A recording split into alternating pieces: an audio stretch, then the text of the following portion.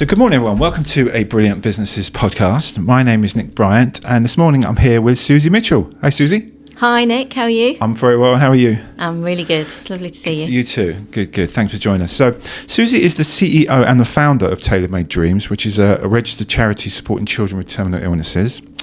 Now, you've sadly experienced firsthand the loss of a child's life-limiting illness. So for those of us that don't know the charity, give us a bit of background about it. Yeah, I set up the charity in memory of my son Taylor, who sadly passed away in 2011.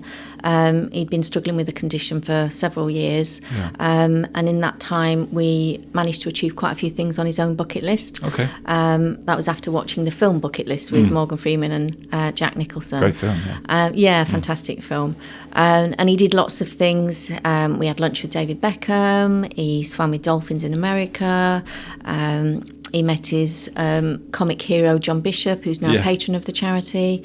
And we did lots of amazing things. And it was during that time I decided that in the future, knowing sadly that Taylor was going to pass away, that I would set up a charity in memory and inspired by him. Excellent. So how do you fund the charity? How do you get people involved? How does all that all work?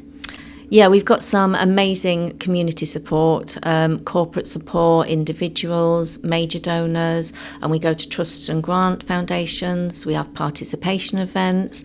And one of the wonderful ways businesses can get involved is they can get involved in Titanium Circle, which is our corporate support platform. Okay. And that's a donation of 50, 100, 250 or £500 a month, which enables us to support the work we do with the terminally ill children and their families. Okay. And should we go through what the businesses get for that as well? Obviously, they get the fact that they're using supporting Tailor Made Dreams, which is a really big part of it. But do you sort of give them anything to help them promote it? Or?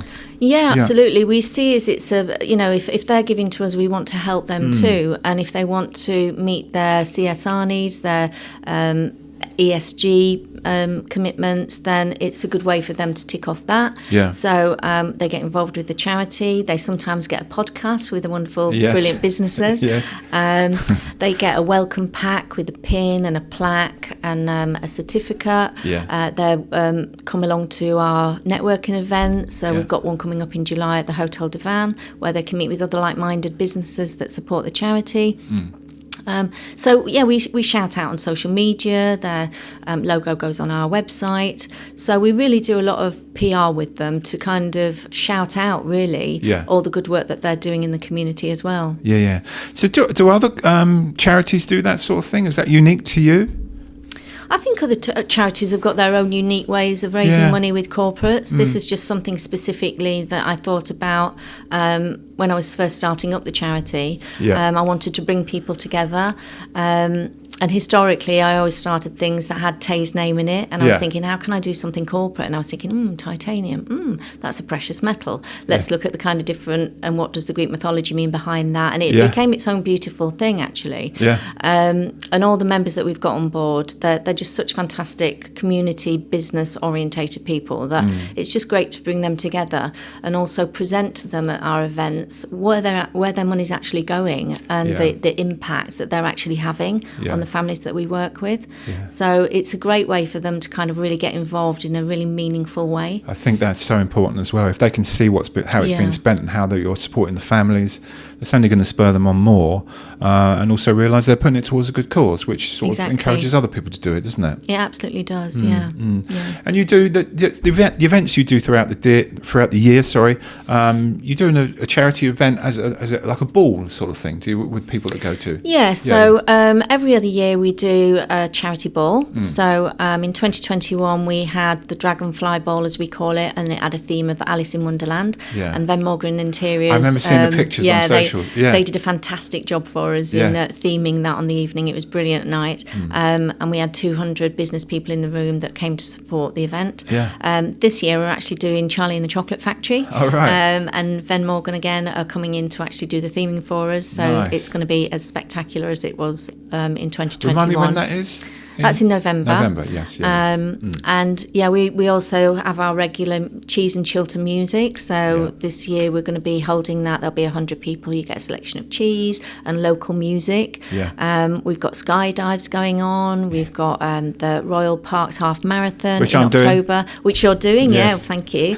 At the moment we've got 55 runners, and I'm expecting that to go up because we've got some more interest in that. Yeah. We've got a firewalk going on. Yeah, so, Dave was saying about that. Yeah. Yeah, so we really kind of look at what actually works for people. What do they want to get involved in? So, and a lot of people actually do their own fundraising events for us. They hold their own charity balls for us or their own charity events. So, and local communities, schools get involved. So, yeah, we really do kind of rely on, people working to do that for us. Yeah, local businesses, local people. Absolutely. Yeah. You mentioned there may be some more runners coming in. When I was speaking to Dave earlier, and I think this is really cool how sort of really big celebrities support you. Yeah. He mentioned that someone had a wish list to go up to Heston Blumenthal's the Fat Dark. Yes, that's right. And then he's going to support you and get some more runners, and that's awesome, isn't it? It is. It's amazing. Yeah, we've got a 17-year-old young man that's an aspiring chef, and he wanted to make some products in Heston's kitchen. Yeah. And we reached out through one of our contacts, and we were invited up to the Mandarin Oriental in London. Right. We actually put up the family there for the night as well, so they had an amazing experience. Yeah. And Heston came. They got the chef's table, so the whole family came and they had the amazing kind of culinary experience. Yeah. And I just mentioned to Heston that we'd had this run coming up, so now 5 of the team at the Fat Duck in Bray are going to be running it for us as well, which is absolutely fantastic. Well, because they're going to have a good following, aren't they, on social media, and hopefully Heston might share that through his channels, and great exposure for you. That's because I was talking to Dave about it earlier. A big part of it is just awareness, isn't it? And making more people aware of who you do and how you do it and what you are. Yeah. And then more people are going to support you, which is really important. Absolutely. Yeah, awareness is key. And spreading the word about the charity, gets people involved. And, everybody gets a good feel factor from doing it as well. Yeah. You get something really special when you help a family in need. It gives you something really special. So I encourage anybody to come along and get involved and help and support the charity. If they want to find out more information, they can contact us on hello@tailormadedreams.org.uk, or go to the website, which is tailormadedreams.org.uk. Okay. And there's lots of ways that they can help if they'd like to. Yeah, there's lots of ways to get involved, and all those details for Suzi are also on the Brilliant Businesses website, and they'll be underneath this podcast. So if you want us to support them, help them in any way, then please do get in touch. Yeah. So thanks very much, Suzi. It's good to see you again. And you. And I'm sure we'll see you for another podcast soon. I think we did one about 2 years ago, you and I. And it's amazing how much your if we want to call it a business, obviously it has grown in that last 2 years. I think when we first met, it was myself and I had a volunteer. Yeah. When we first met, and then now we've got 4 members of staff, going on to 5, hopefully by the end of the year. Yeah. And we're in Kent, Surrey, and Sussex, and just about to move into Essex. Yes, Dave said. So, that's exciting. Yeah, we've got a big demographic. Yeah, it's all good. It's all good. Keep doing the good work. Thank you. All right. Lovely to see you.